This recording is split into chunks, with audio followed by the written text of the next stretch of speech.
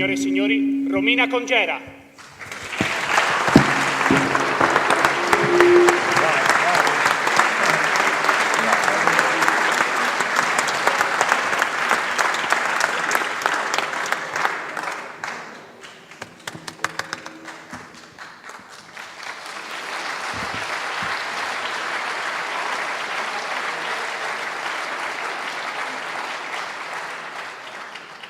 Forse Bobore ha provocato alzando il pugno, magari lo faccio anch'io, anche senza dire ancora indipendenza, visto che non lo sono ancora, perché come diceva Omar non ho maturato la coscienza, però il pugno sollevato mi piace, quindi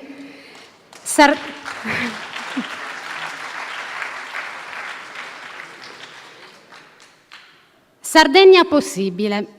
Ce lo chiediamo tutti e porsi delle domande in questo periodo significa sempre più di frequente fare i conti col proprio futuro, con le nostre incertezze, ma soprattutto con le nostre difficoltà. Se noi siamo chiamati a pronunciare questa frase senza il punto interrogativo, non possiamo pensare che le persone con cui parliamo e alle quali chiederemo la fiducia non mettano invece il punto interrogativo dicendo Sardegna possibile? O ancora, giocando coi punti esclamativi e interrogativi, dicendo Sardegna, possibile che siamo arrivati a questo punto?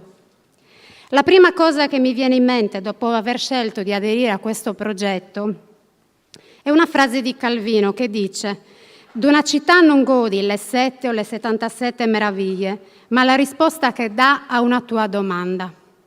Andando in giro con Michela ho potuto toccare con mano quante domande vengano fatte e noi a queste domande vorremmo dare delle risposte, poiché non sono richieste di elemosina o di sogni da terra promessa, ma sono domande di persone che hanno avuto la capacità, nonostante tutto, di mettersi in gioco, di rischiare di allontanarsi dai sogni e dai progetti di una vita spesa, chi sui libri e chi a imparare una manualità che sempre meno viene valorizzata.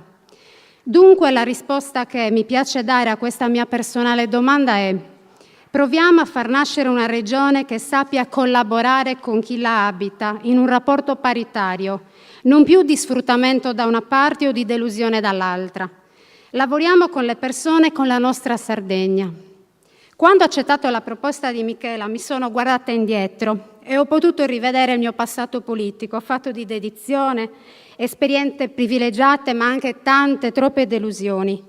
Ma soprattutto la cosa che mi ha lasciato più perplessa riavvolgendo il nastro è stata la quasi certezza che pochissimi strascichi positivi sono rimasti dopo anni di attività. Allora ecco che dopo tanto tempo penso che le risposte possano e debbano essere trovate per quegli ambiti oggi maltrattati che sono la nostra naturale risorsa, la nostra forza, l'ambiente, il territorio, l'acqua. Parto da quest'ultima pensando ad Abbanoa, un organismo regionale, dunque pubblico, che però ha una gestione di tipo privatistico. Il sistema degli ambiti territoriali è ormai superato. Altre regioni hanno legiferato non utilizzando questa tipologia gestionale per il bene pubblico acqua. È necessario rivedere il sistema e attuare contemporaneamente politiche di rispetto dell'acqua e del suo corretto utilizzo, anche alla luce di ciò che succede nel resto del mondo, con molte guerre proprio per l'accesso all'utilizzo dell'acqua dolce fonte di vita. L'ambiente e il territorio.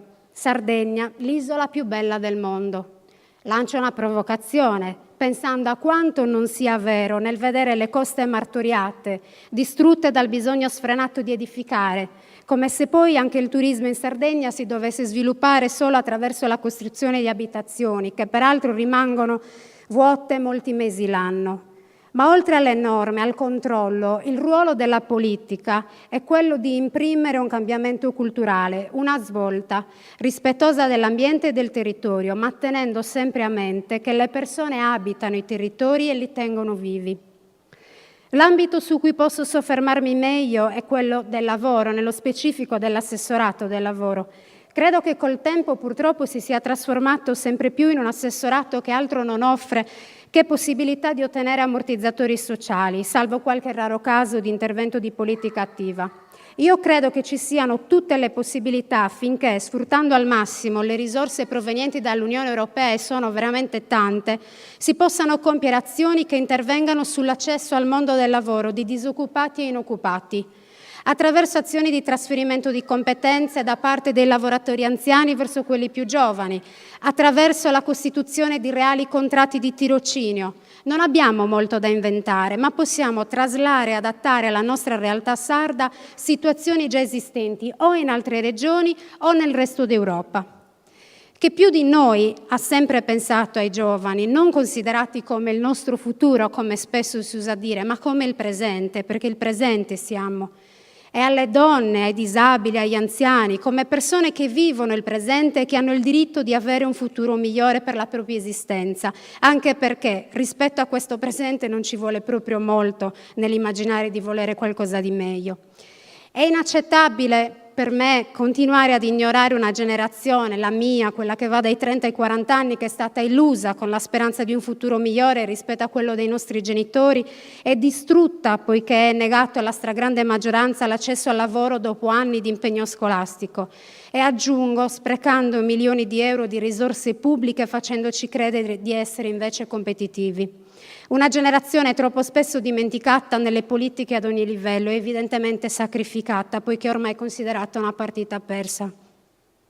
Credo però che al di là di soluzioni che non possono e non devono essere date in questo momento, si debba proporre un approccio diverso alla realtà e all'attività politica, con molta umiltà, con molto senso del dovere e con l'impegno di tutti, noi tutti, indipendentisti e non. Si potrebbero offrire soluzioni praticabili anche per la ricerca di una maggiore coesione sociale. La legge finanziaria sarà lo strumento che consentirà di rendere concreto questo nuovo approccio. Io so bene quanto sia difficile presentarsi alle persone proponendo una possibilità, perché è stato un vizio vecchio di anni proporre possibilità e sogni, entrambi caratterizzati però dall'immediatezza del risultato del singolo. Pensate quanto sia difficile per me propormi a voi.